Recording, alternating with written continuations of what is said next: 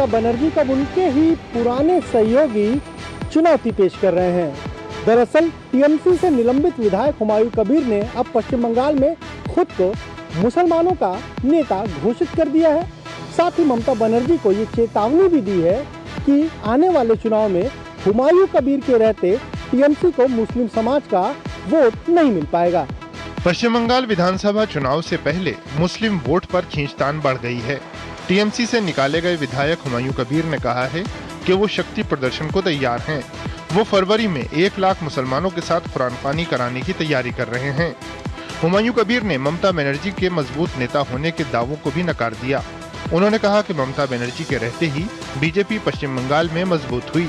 ममता बनर्जी के इतना करिश्मा है तो 78 क्यों हरा?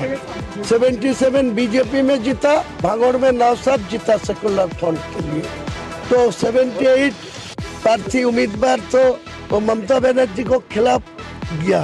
समय अगले दिन दिखाएंगे बंगाल का मुस्लिम जनता किसका पास है। पश्चिम बंगाल में बाबरी मस्जिद बनाने का दावा करने वाले हुमायूं कबीर ने खुद को ओवैसी की तरह ही मुसलमानों का बड़ा नेता भी बता दिया।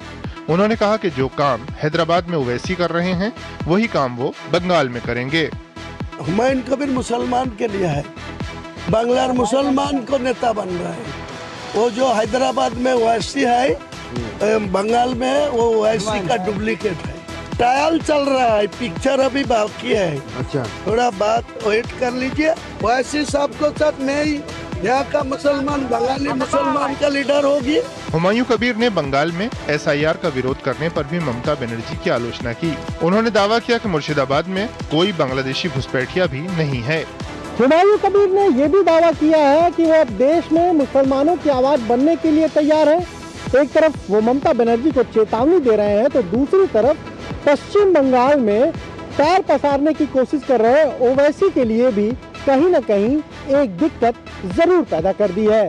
हालांकि मुस्लिम समाज किसके साथ जाएगा ये चुनाव में ही पता चलेगा।